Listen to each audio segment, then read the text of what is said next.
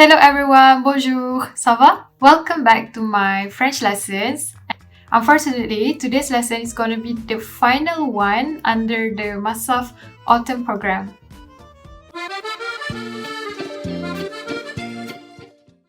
So in the first part of the video, I'm going to teach you on how to construct questions in French. So you will learn about closed questions and open questions. First of all, there are 4 ways of how to ask closed questions to people. First of all, you can use this kind of structure for informal questions. The structure will be sujet, subject, plus verb, plus complementary. So, let's see some examples. We will say, vous aimez voyager? Do you like to travel? Il est prêt? Is he ready? Ils connaissent la chanson? Do they know the song? So basically, it's just the same as a simple affirmative sentence. It's just that you will add the tanda soal at the end of the sentence to indicate that it's a question. Next, you can also add n'est-ce pas at the end of your phrase. N'est-ce pas means kan in Malay or right in English. So we can say, vous aimez voyager, n'est-ce pas? Il est prêt, n'est-ce pas? Ils connaissent la chanson, n'est-ce pas? Okay. The second way to ask closed questions, this time is for formal questions. The structure will be verb plus subject plus complementary. So we start with the verb. For example here, instead of saying vous aimez voyager, we say aimez-vous voyager? Est-il prêt? Connaissent-ils la chanson? You can see there that we inverse the subject and the verb. In this case, whenever you want to do this kind of inversion, don't forget to add tiret ataupun dash antara verb and subject too. Alright? Next, you can also say est-ce que plus sujet plus verb plus complément. Est-ce que ni in Malay, the equivalent will be adakah. Okay? So, adakah, adakah subject verb complément. Est-ce que vous aimez voyager? Est-ce qu'il est prêt? Adakah dia dah bersedia? Est-ce qu'ils connaissent la chanson? Adakah mereka tahu lagu tersebut? Okay?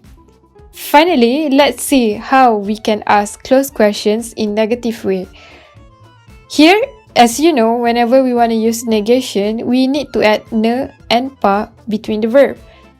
The structure is just the same. You say subject plus ne plus verb plus pas plus complément. Okay? Instead of saying an affirmative sentence, vous n'aimez pas voyager, we just need to change our intonation and add the question mark at the end of our sentence. So it will be vous n'aimez pas voyager, il n'est pas prêt, ils ne connaissent pas la chanson. Okay? And finally, let's see how we can add the negation in formal questions.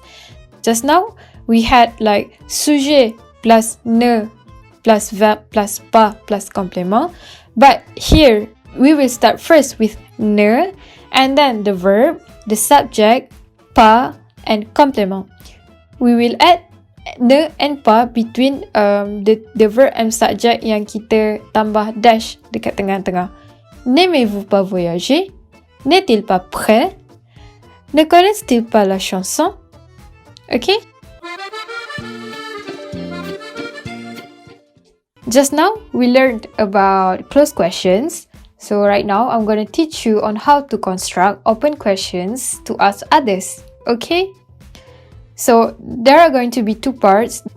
The first part, I'm going to explain about the 4 wives, 1 husband rule, which is how, what, where, when, and why.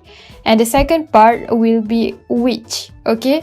So, for question partial ataupun partial questions, there are 5 as in English, like I just mentioned before, the 4 wives and 1 husband.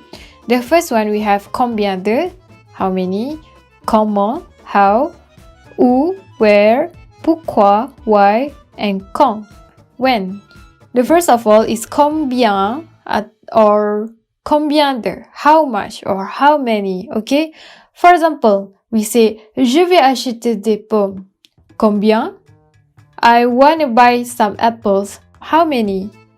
And you can also say, combien de tomes avez-vous? Combien de tomes vous avez? How much time do you have? Okay? Next, there are two different situations to use comment ataupun how. The first situation would be when we want to ask about your well-being or how you do something. So, for example, we say, comment ça va? How are you? Comment va-t-il? How is he? Kat situ, kalau korang perasan, there is a T between va and il. Okay, T kita akan letak whenever we inverse a verb, and the final letter of a word is a vocal, and the first letter of the next word is vocal as well. But if you don't put the T, it will be comment va-il. It sounds weird, right? So that's why they add the T to make the pronunciation sounds more beautiful. Next, comment as-tu fait ça? Comment tu as fait ça? How did you do this? Okay? Other than that, we can also use comment to ask what. Okay? For example, we can ask like, comment? Like what? Je ne vous entends pas. I don't hear you. Or, comment vous appelez-vous? Like, what do you call yourself? Okay? Next, où ataupun where. Okay, untuk penggunaan où, it's so simple. It's just like in English, where do you eat, where do you live, and so on. So here, one of the example, we say, où veux-tu manger? Where do you want to eat? Où est-ce que tu veux manger? Where do you want to eat? Whether you want to put est-ce que or there's no est-ce que, it doesn't matter, okay? Next, pourquoi? Why? Pourquoi sont-elles en retard? Pourquoi est-ce qu'elles sont en retard? Why are they late? Okay, they are just the same meaning. For quand pula, it's just the same as English.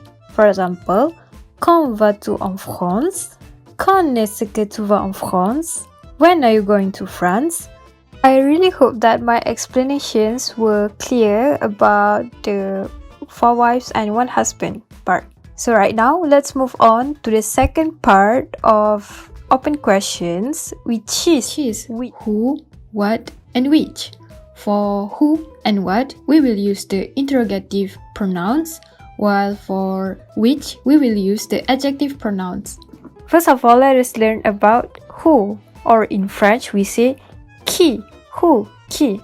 Okay, there are 2 ways on how you want to use qui or who here. The first is when qui becomes the subject. For example, here we say qui va au marché? Qui est-ce qui va au marché? Which means who is going to the market? So who is the subject? In Malay, we say siapa yang pergi pasar? Siapa yang pergi pasar? So siapa tu is the subject, who. The second way is qui as a complement.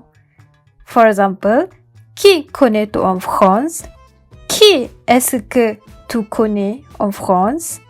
Which means, who do you know in France? Or in Malay we say, kau kenal siapa in France? Okay, so qui here is a complement because our subject in this phrase is tu or you. Qui is only the complementary of our phrase because kita nak tanya siapa yang kau kenal in France. Okay? For what, we use que. Okay? Que pun is just the same as qui. We can use it whether as a subject or as a complement. So, let us see the example for que as subject. Que se passe-t-il ici? Qu'est-ce qui se passe ici? So, what happens here? Okay, so we ask what happened here. So, what is the subject here? Apa subjek yang berlaku? Means apa benda yang berlaku sekarang ni? For que as complement, we can use, for example, vous faites quoi? You do what? Que faites-vous? Qu'est-ce que vous faites?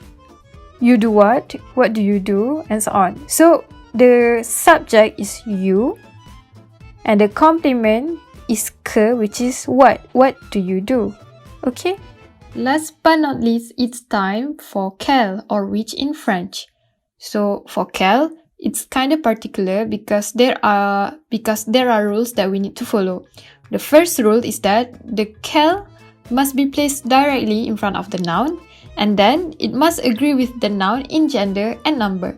Okay, you can see there, for masculine, there's no S. For feminine, there's an E. For plural, it's with S. And for feminine plural, it will be with ES. Okay? But in all cases, it doesn't matter masculine, feminine, singular or plural. The pronunciation will be quel. Okay? They don't have the same spelling, but the pronunciation is just the same, quel. That's why French is so complicated. Right now, let us see some examples of the usage of quel or which. In formal questions, you can ask quel film ou quelle chanson préfères-tu? Which film and which song do you prefer?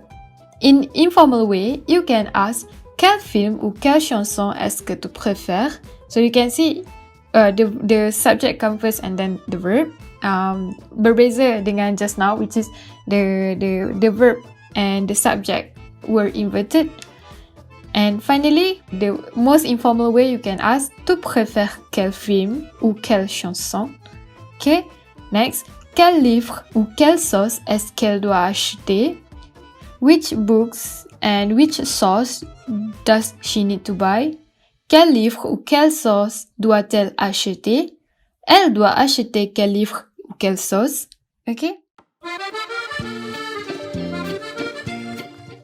So that's all for the first part of the video. I really hope with whatever I explained just now, you can now try to ask questions in French to your friends. Okay, see you guys in the second part of the video.